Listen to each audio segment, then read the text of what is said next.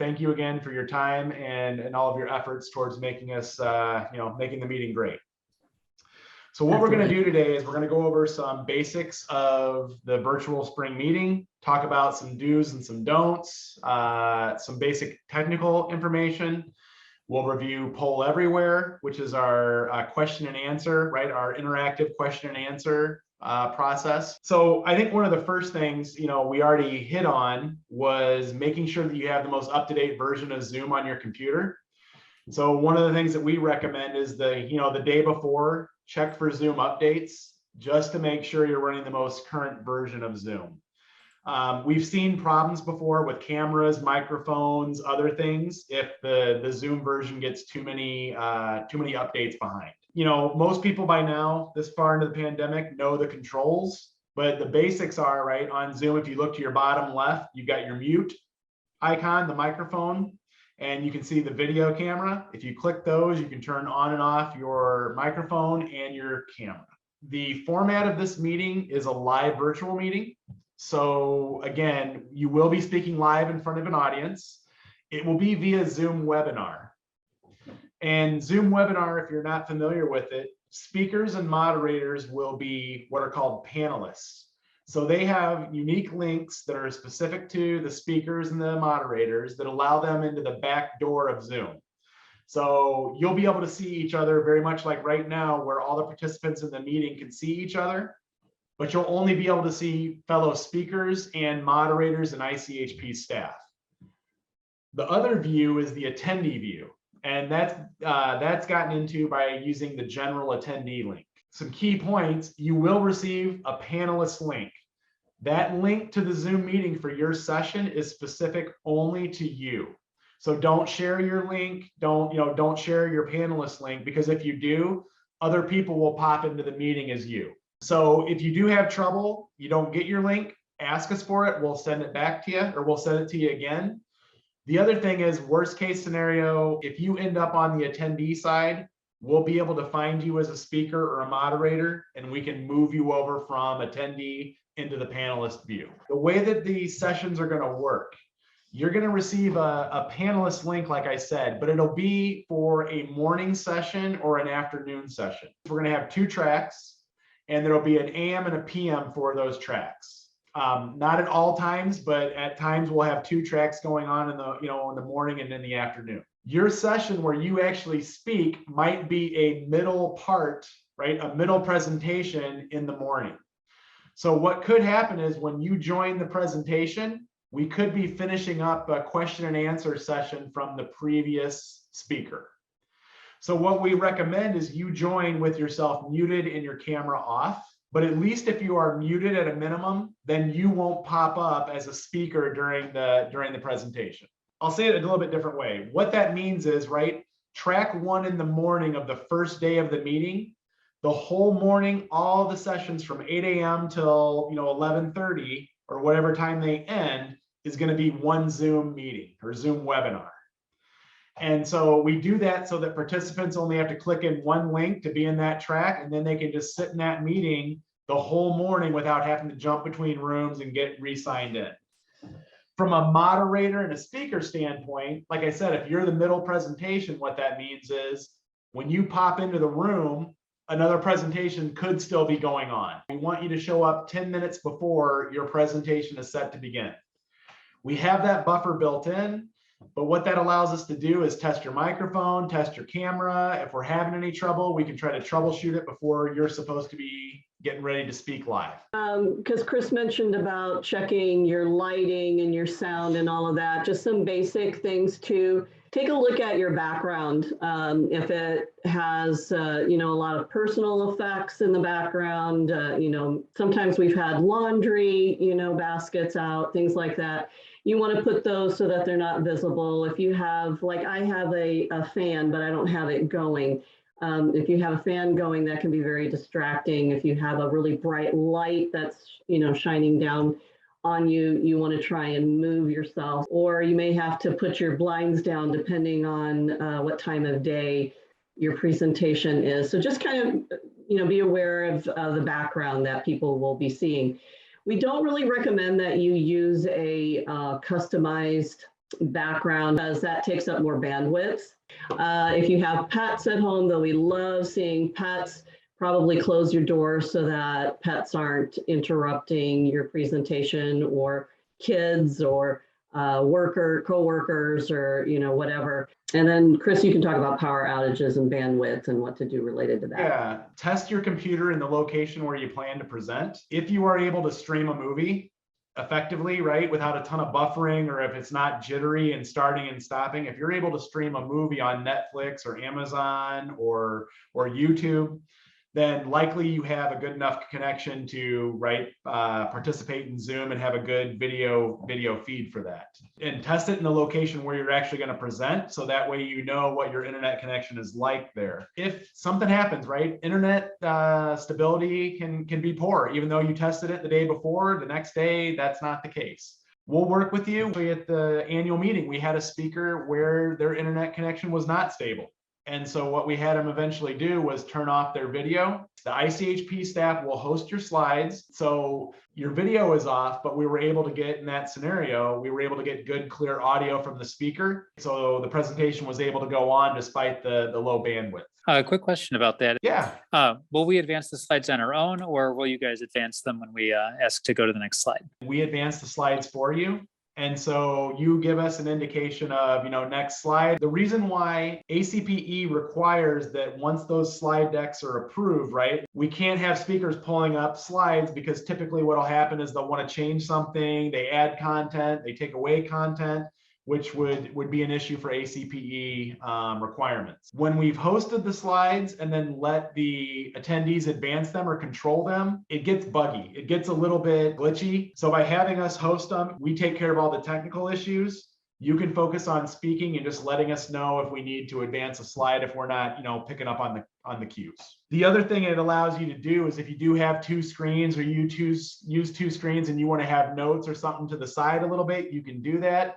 Although we recommend printing out your notes, and recommend notes down below so you can kind of reference your notes and keep facing the camera. We do recommend using a computer as well. iPads and iPhones are good for Zoom meetings where you're just having conversations and discussing things. When you have to present or see a presentation and see slides or documents, the real estate on your screen just isn't enough for it really to be effective for doing that. And so we recommend using a laptop or a desktop that has a webcam obviously in it. Again, because the engagement factor, seeing just the slides with a voice is not quite as engaging as a slide deck with the person sitting next to you, or sitting next to it, I should say. Moderators, you're going to get a script that will outline the speaker's name, credentials, and information about them and their bio, with important announcements that you can provide prior to the start of the presentation. From a speaker standpoint, they're going to introduce you, they're going to get you going. They'll start,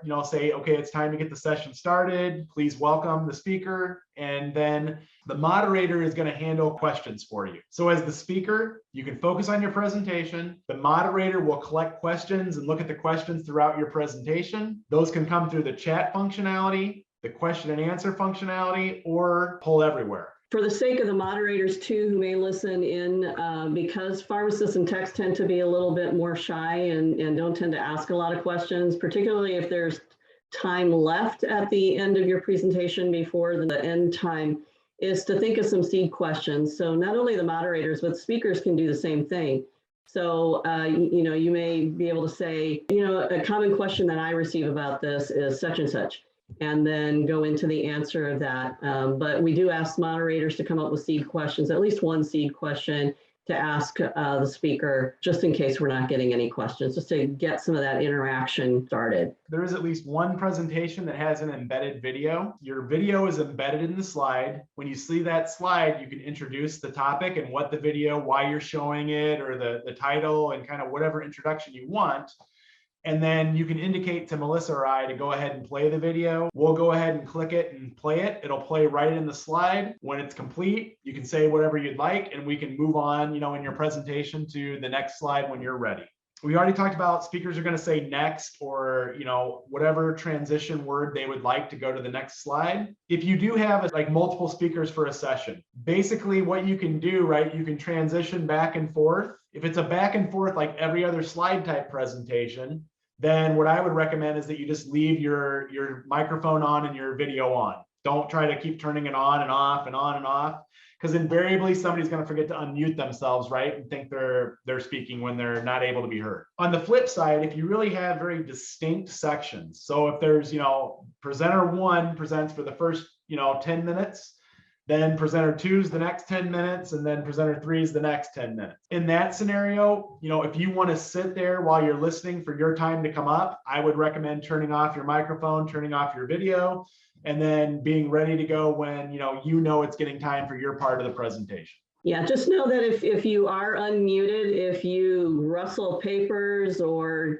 make a sound, your image will pop up on the screen, because the way we have it set is wherever the microphone is hearing something, that's whose image will show up. We do recommend that all questions be left to the end of the presentation. So for moderators, we're going to encourage all speakers and the moderators to say we're going to hold questions till the end. We do that because sometimes, right, questions can eat up a lot of time in the middle of a presentation. And since we're virtual, we really need to stick to the timelines for start and stop. We never want to cut question and answer sessions short, but at the same time, if a presentation does go over and we only have 2 minutes for questions, we're able to control that and say, thank you for the excellent presentation. At this time, we got to stop the question and answer session and we need to move on to the next topic. I think now we'll share some slides and show the poll everywhere functionality. So again, in this scenario, right, moderator would be introducing the speaker. Speakers would be ready in the background. And then, as we're ready to get started, staff member will advance slides. And this is an example of a first poll everywhere question that is really a open-ended question. The speaker can say, this is our first poll everywhere question. Please text ICHP3 to the number 22333 to join this session. And what then will happen is if they do that, they'll get a message that says you've joined ICHP3, and then they can type in responses to this question.